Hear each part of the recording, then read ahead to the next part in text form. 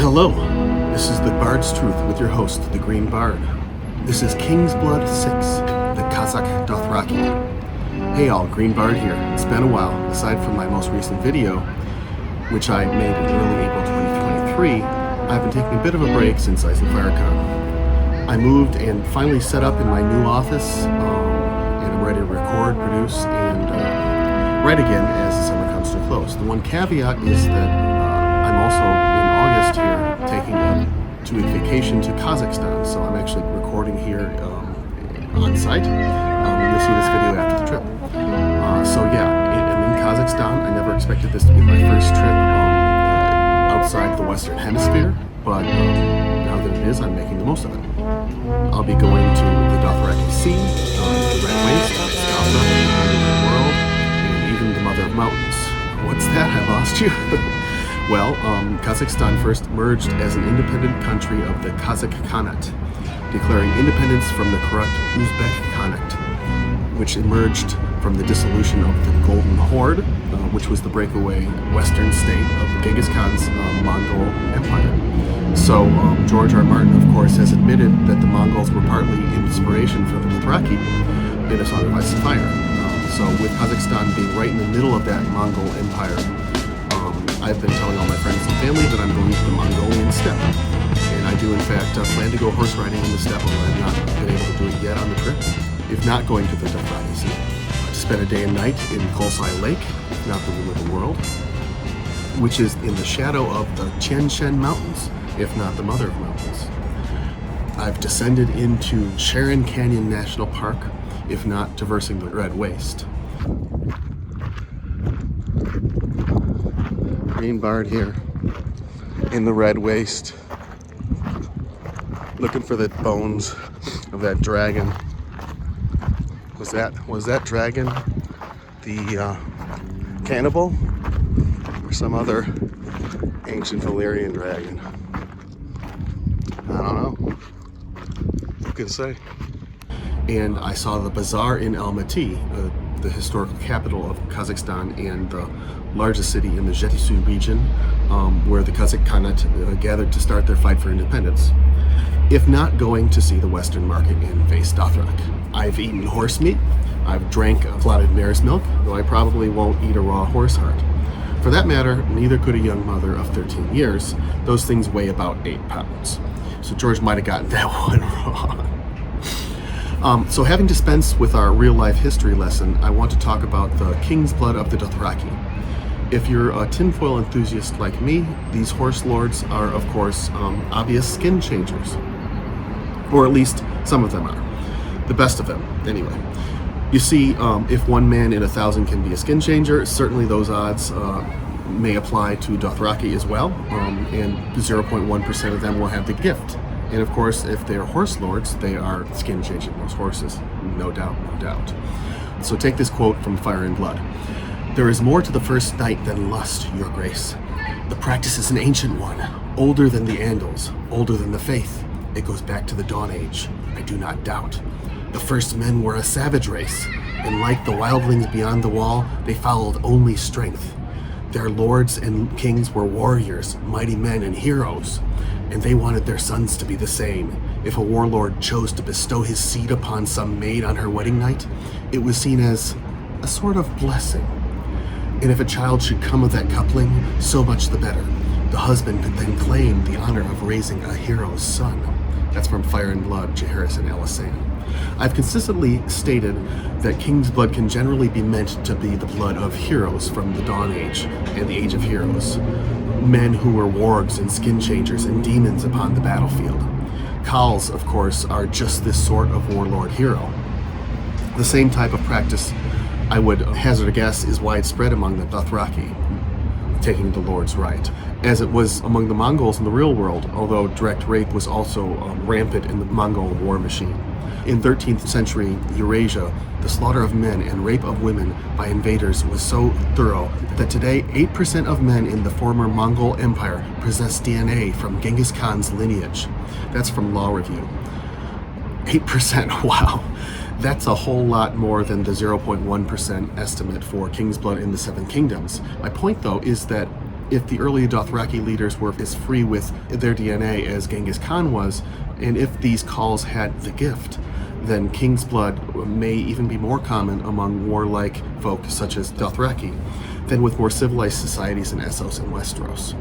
Much of it seems to be more common in the First Men than the Andals, for instance, following that same trend, and is also more common with Valyrian blood, especially Targaryens, as Queen Alysanne recounts. "Oh, I knew of the tradition.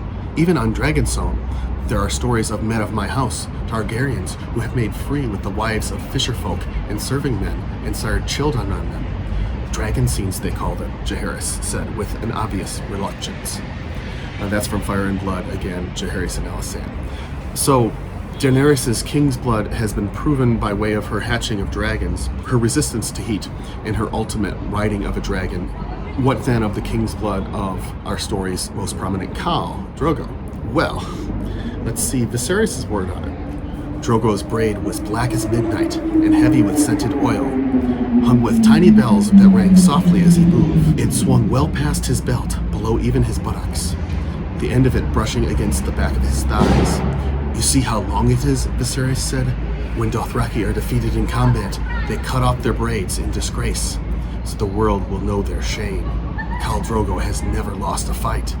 He is Aegon the Dragon Lord come again, and you will be his queen." Dany looked at Khal Drogo. His face was hard and cruel, his eyes cold and dark as onyx. Her brother hurt her sometimes when she rode the dragon, but he did not frighten her the way this man frightened her. A Game of Thrones Daenerys 1. And earlier Dany had had this impression.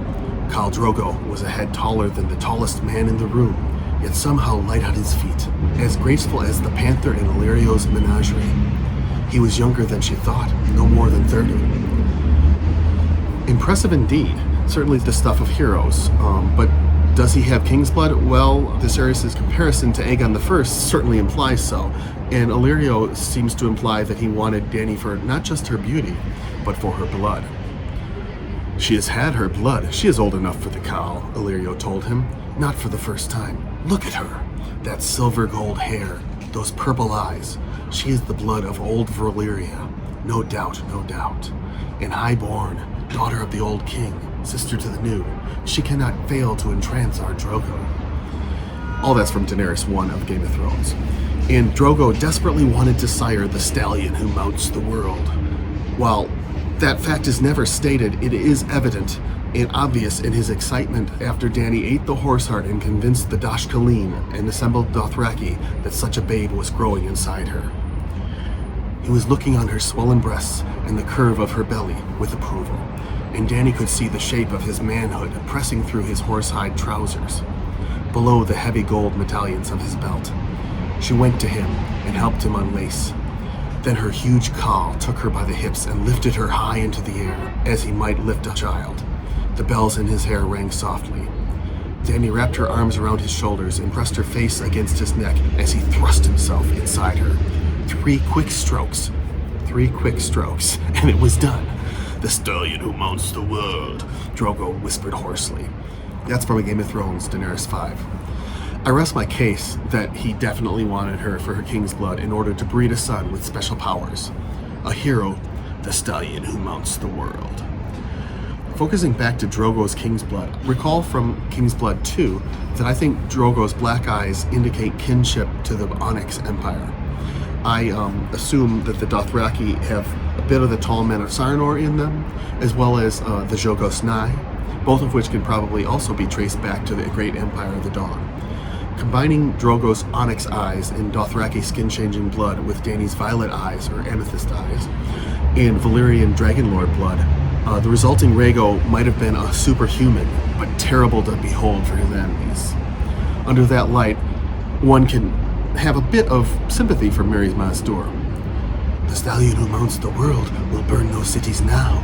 His Khalasar shall trample no nations into dust," from A Game of Thrones, Daenerys 9. So, there are also those who would scoff at the idea of skin-changing a horse. I would point out that there are a few characters that could be suggested to be skin-changing their horses. let's start with Sandor Clegane. The evidence that Sandor has a skin-changing bond to Stranger is pretty vast. From the time Sandor knew Arya had picked up a rock to bash his head, to how he slept in the saddle, trusting the horse to know where to go, to the numerous instances where Stranger was violent with anyone who had tried to handle him except for the Hound. I think it's pretty clear that they had a special bond. And then let's talk about Brandon and Lyanna Stark. Lady Dustin describes them as a pair of centaurs in the Turncloak chapter of A Dance with Dragons. Further, most think that Lyanna was the Knight of the Laughing Tree. Now, how does a scrawny teenage girl defeat 3 full knights in a joust? Well, I would submit to you that skin-changing your horse might be a huge advantage. And speaking of jousters, let's talk about Loras Tyrell. His trick with the mare against the mountain is some evidence. Several jousters probably skin-changed their horses to some degree. Loras notably beat Jaime Lannister, who probably has the gift, but, quote, it had been long years since Jaime had named any of his horses. He had seen too many die in battle. That's from A Feast for Crows, Jaime 3. Jaime's reluctance to get close to his horses was probably a limiting factor in his jousting prowess later in his career, although that may be changing with honor and glory. And then, of course, one skin changer who rides a horse as well is Daenerys, and we see that in her second chapter. Let's let George R. R. Martin illustrate Dany's instantaneous bond to her silver mare. Nervously, Dany gathered the reins in her hands and slid her feet into the short stirrups. She was only a fair rider. She had spent far more time traveling by ship and wagon and palanquin than by horseback. Proving that she would not fall off and disgrace herself, she gave the filly the lightest and most timid touch with her knees. And for the first time in hours, she forgot to be afraid. Or perhaps it was the first time ever. That's the moment of the bond starting, right? The silver gray filly moved with a smooth and silken gait, and the crowd parted for her. Every eye upon them, Dany found herself moving faster than she had intended. Yet somehow it was exciting rather than terrifying. The horse broke into a trot, and she smiled. Dothraki scrambled to clear a path. The slightest pressure with her legs, the lightest touch of the reins, and the filly responded. She sent it into a gallop, and now the Dothraki were hooting and laughing and shouting at her as they jumped out of her way. As she turned to ride back, a fire pit loomed ahead, directly in her path. They were hemmed in on either side, with no room to stop. A daring she had never known filled Daenerys then, and she gave the filly her head. The silver horse leapt the flames, as if she had wings. Now, that's a dragon right there on horseback. Note that I find the passive voice sometimes to indicate where another being is acting for a POV character. This happens at least twice in that passage. A daring she had never known filled Daenerys then, is one, and then Dany found herself moving faster than she had intended. The horse is bonded with her, and the horse is taking her intentions and then blending them with its own, right? And then it's taking the initiative in those two moments, but the bond was instantaneous. Anyway, I hope that's enough evidence for you that to believe that Khal Drogo and many Dothraki, such as Dany's blood riders, Jogo, Rakaro, and Aego, Rakaro my favorite of them all, have KingsBlood. If you want to know more about the implications of Drogo having KingsBlood, I refer you to my KingsBlood 4 video and Dragon's Blood 4 videos, both of which discuss Drogo's death and what that means, assuming he has KingsBlood. There will be more to come on this topic, I'm sure, and we'll see you next time. Thanks to all the terrific artists whose work is featured on this video. Thanks especially to those in my family who helped in this series so far.